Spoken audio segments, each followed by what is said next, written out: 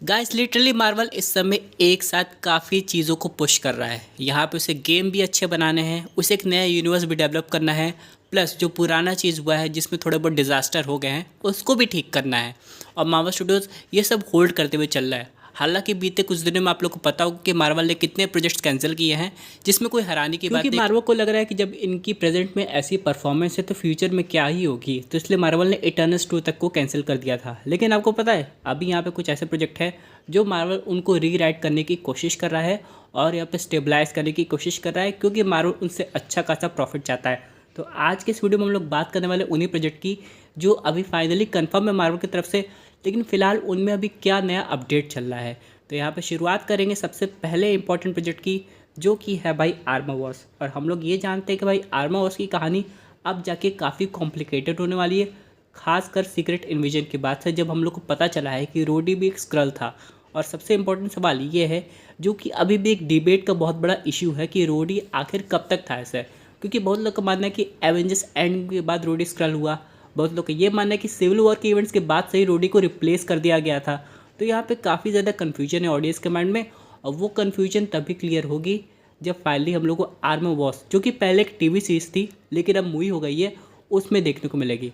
हालांकि अगर स्क्रल्स ने टोनी स्टार्क की टेक्नोलॉजी काफ़ी लंबे समय तक यूज़ की है तो बचे हुए स्क्रल्स उसका फ़ायदा उठा सकते हैं।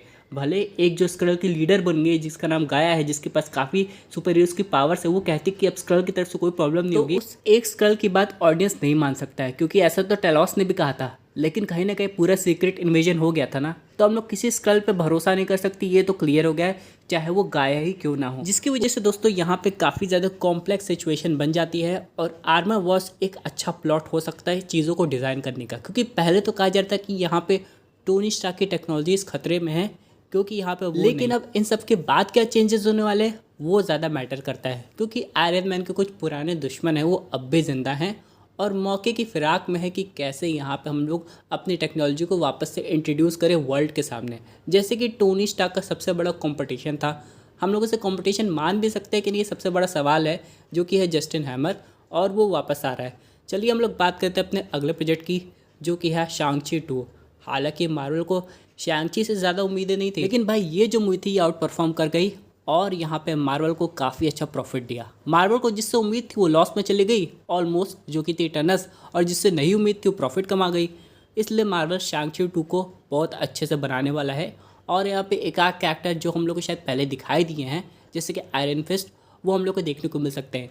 और फिलहाल ये राज अभी तक नहीं खुला है कि शांग-ची की जो 10 रिंग्स है वो किसको सिग्नल भेज रही है। हम लोग हज़ारों थ्योरी बना ले, लेकिन मार्वल अपने हिसाब से कुछ आइडिया इम्प्लीमेंट कर देता है, क्योंकि फ़िलहाल सबसे इंपॉर्टेंट चीज़ जो कि है कैंग द कॉन्करर, वही रिमूव होता नज़र आ रहा है। और दूसरी तरफ मार्वल ये कहता है कि वो लोग कैंग को रिमूव नहीं कर रहे।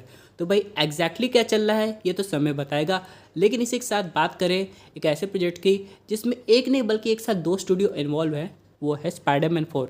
जहाँ पे सोनी पिक्चर स्पाइडरमैन को स्ट्रीट लेवल का सुपर हीरो कतई नहीं बनाना चाहता, और मार्वल स्टूडियोज उसी बात पे अड़ा हुआ है कि नहीं भाई, स्पाइडरमैन को तो फ्रेंडली नेबरहुड स्पाइडरमैन बनाना है।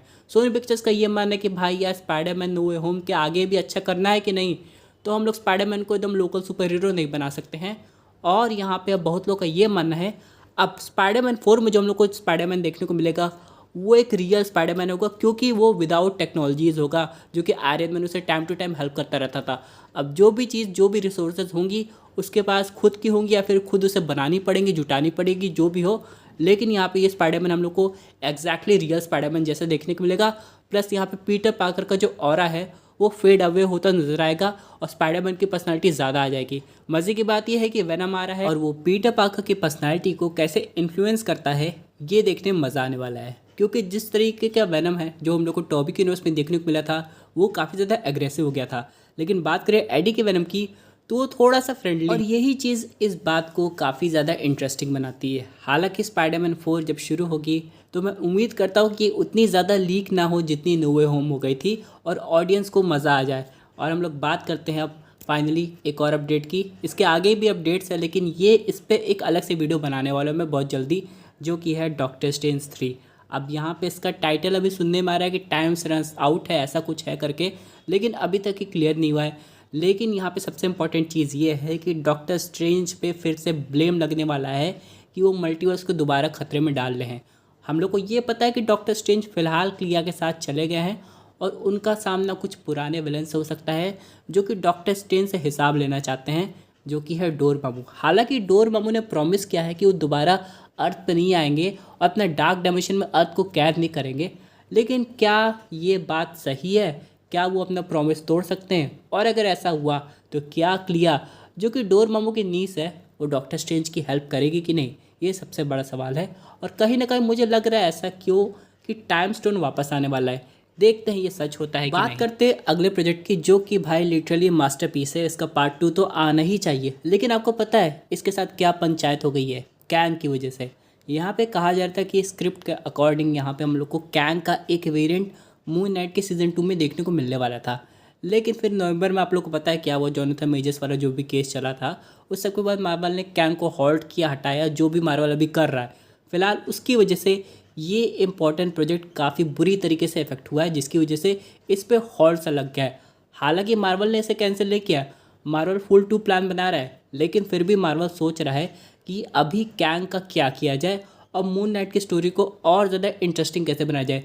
क्योंकि अगर आप लोग नोटिस करेंगे तो मून नाइट का हर एक एपिसोड वो अगले एपिसोड के लिए एक अजीब सी क्यूरियोसिटी बिल्ड कर रहा था, शी हल्क की तरह नहीं था। तो इसी तरह दोस्तों यहाँ पे सबसे इंपॉर्टेंट चीज़ ये है कि जल्दीबाजी में मार्वल इसकी क्वालिटी नहीं बिगाड़ना चाहता। इन सब के बाद दोस्तों बात करते हैं अगले प्रोजेक्ट की, जो कि हम लोग को नोवा के साथ देखने को मिलने वाला था, जो कि है सिल्वर सर्फर का प्रेजेंटेशन।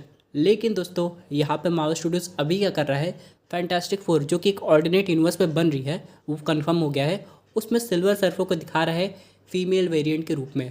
हालांकि दोस्तों अगर आप लोग कॉमिक्स डॉक्टर स्ट्रेंज में जो हम लोग को एंशिएंट वन देखने को मिली थी वो भी असल में कॉमिक्स में मेल है, लेकिन यहाँ पे जेंडर स्वैप हो जाता है मार्वल की तरफ से अब। लेकिन सिल्वर सर्फर को हम लोग पहले भी लाइव एक्शन में मेल वर्जन में देख चुके हैं, तो क्या ऑडियंस इस बात को हजम कर पाएगी कि नहीं, ये सबसे बड़ा सवाल है। और मार्वल इसे कैसे पोर्ट्रे करने वाला है, फिलहाल इस पर तो अभी हम लोग हॉल्ट लगा सकते हैं। लेकिन बात करते हैं अगले प्रोजेक्ट की, जो कि है यंग एवेंजर्स। फिलहाल दोस्तों अगर आप लोग ने कैप्टन मार्वल 2 देखी होगी या फिर द मार्वल्स, तो आप लोग को एंड में हिंट मिल गया होगा कि कैसे यहाँ पे कमाला खान केट बिशप को रिक्रूट कर रही है और यंग एवेंजर्स की एक तरीके से इनडायरेक्ट वे में शुरुआत कर रही है। और यहाँ पे सारे कैरेक्टर्स अवेलेबल है मार्वल सिनेमैटिक यूनिवर्स में, बस उन लोग को कलेक्ट करना बाकी है या फिर क्या उनकी टीम बनाना बाकी है। लेकिन इनका विलन कौन होगा ये अभी तक कन्फर्म नहीं हुआ है। तो फिलहाल दोस्तों ये प्रोजेक्ट फाइनलाइज तो हो गया है, लेकिन मार्वल में इसको प्रॉफिट मिलेगा कि नहीं ये भी एक बहुत बड़ा इशू आ रहा है बीच में, क्योंकि पता नहीं ऑडियंस इस पर कैसा रिस्पॉन्स करे। लेकिन हाँ एक चीज़ की गारंटी है मार्वल की, जो कि है थॉर 5, जो कि टाली नहीं गई है। बस मार्वल को एक बढ़िया डायरेक्टर मिल जाए।